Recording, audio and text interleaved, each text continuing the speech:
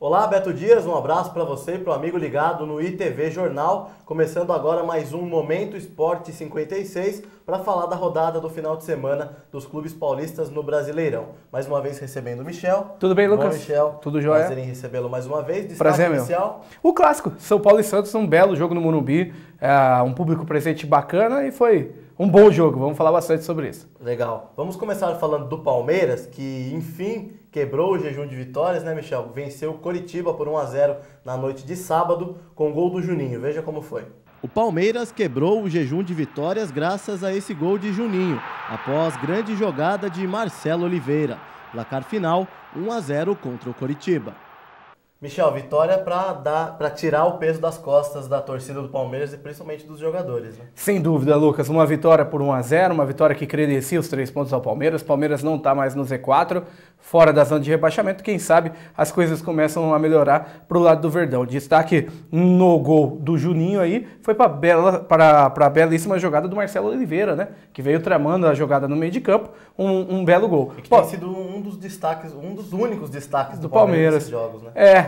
O Marcelo Oliveira tem feito bons jogos. O Palmeiras que jogou com um jogador a mais, né? O Leandro Almeida aí do Curitiba, aos 20 minutos do primeiro tempo, conseguiu dar um carrinho criminoso por trás no Alione, né? E mereceu ser expulso, não teve nem reclamação. E o Curitiba com 1 a menos o jogo inteiro ficou difícil. No final o Palmeiras tomou uma certa pressão lá, mas conseguiu um bom resultado. Lembrando que nós tivemos um pênalti no Lúcio, Lucas, assinalado pelo árbitro, que o bandeirinha anulou a marcação, dando um impedimento que não existiu. O Lúcio não estava impedido. Então seria uma cobrança de pênalti aí pro Palmeiras.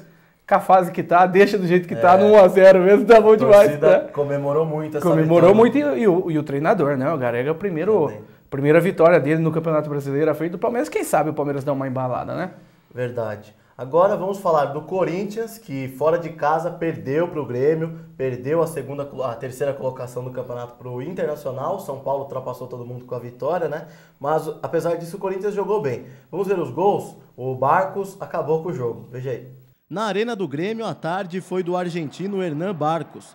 Primeiro, ele aproveitou com oportunismo a falha da zaga alvinegra e mandou para o gol logo aos 23 segundos da etapa final. 2 minutos depois, o Pirata contou com outra falha da defesa para fazer o segundo. O Corinthians diminuiu neste belo gol de Guerreiro, mas foi só. Grêmio 2, Corinthians 1. Michel, eu particularmente não vi o jogo do Corinthians. Você viu? Eu assisti o jogo do Corinthians. O Corinthians, por incrível que pareça, Lucas, tem em uma semana muito material para o Mano apresentar para esses jogadores. Porque na quinta-feira, a vitória sobre o Goiás, ela foi completamente mentirosa, um conto de fadas. Porque todo mundo olha e fala 5-2, mas 35 minutos do segundo tempo, o jogo estava 2-2. E o Corinthians 2 vezes saindo atrás do placar e não jogou bem contra o Goiás. Teve a entrada do Luciano lá, num oportunismo, fazendo os 3 gols. E contra o Grêmio, fez uma belíssima partida. Uma boa partida, tirando aí o Fábio Santos. A gente não gosta muito de criticar o jogador na derrota, porque eu acho que quando perde, perde no coletivo. Mas o Fábio Santos estava muito mal no jogo de ontem, foi substituído pelo Wendel, e mesmo assim o Corinthians chegou a fazer um gol com o Guerreiro. Teve um pênalti que não foi marcado para o Corinthians, pênalti claro, assim como foi aquele do clássico São Paulo e Palmeiras. Foi a mesma coisa, o cara não quis pôr a mão na bola, mas cortou a trajetória.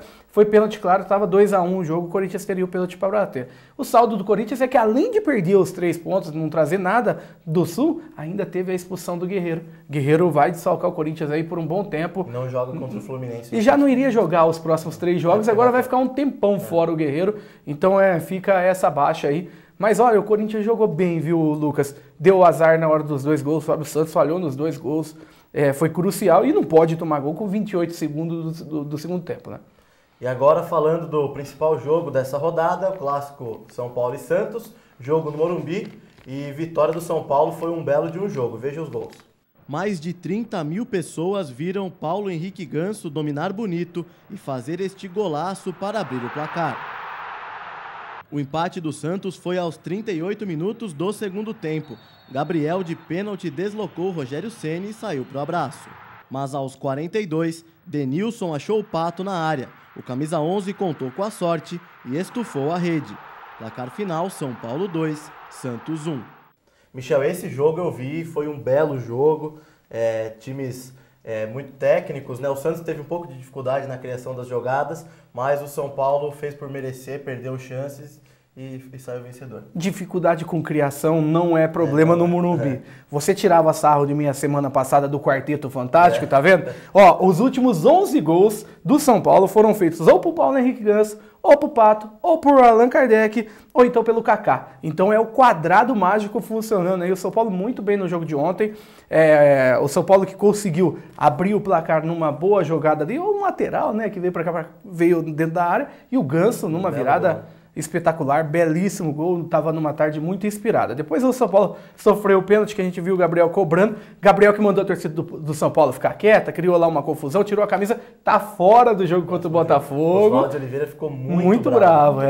É um garoto, né? Mas muita personalidade, Lucas. Pegou a bola, bateu o pênalti, fez o gol no Rogério e o jogo estava se encaminhando para um empate. Aí o São Paulo acabou achando o gol lá com o Alexandre Pato, numa bola que sobra, não sobra, a zaga do Santos não chegou, o Aranha fez a primeira intervenção, mas o São Paulo acabou levando o resultado 2-1, colocou o São Paulo na vice-liderança e olha, Lucas, o São Paulo, na minha opinião, entra no G4 para não sair mais. E o Robinho fez falta pro time do Santos. O Robinho faz falta em qualquer time. Apesar de ter chegado agora, ainda não está com aquele ritmo de jogo, mas fez falta, né? O Santos teve muita dificuldade no setor ofensivo. Não tenha dúvida.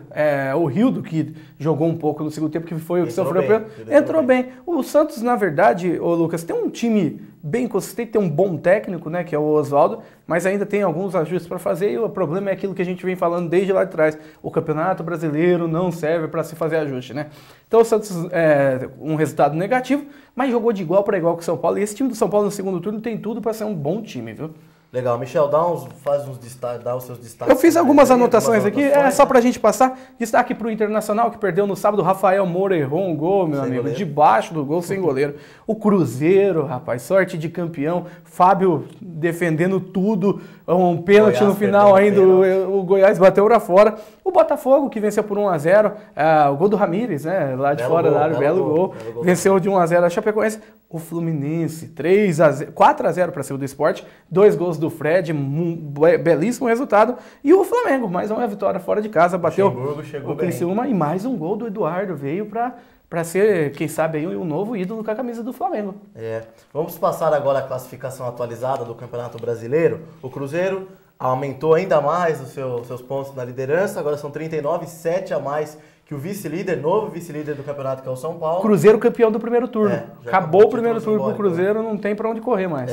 O São Paulo, com a vitória sobre o Santos, conseguiu chegar na vice-liderança agora com 32 pontos. O Internacional fica com 31 na terceira. O Corinthians fechando o G4 também com 31 pontos. Os dois times perderam na rodada. O Santos é o 10º colocado com 23 pontos. Estacionou ali na parte do meio da tabela, né, Michel?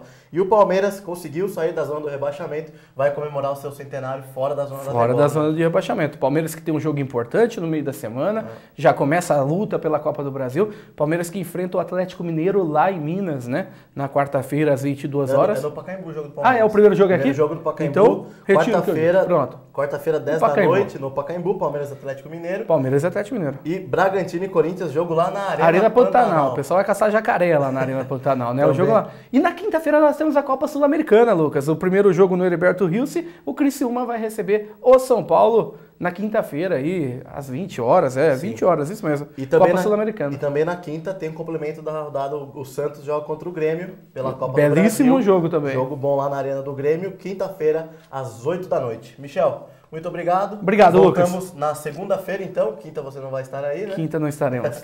Então voltamos eu com o Michel na segunda-feira. Mas tem os gols, né? Tem o gol. Quinta-feira eu volto para passar a rodada da Copa do Brasil e também os jogos do final de semana pelo Campeonato Brasileiro. Voltamos com Beto Dias.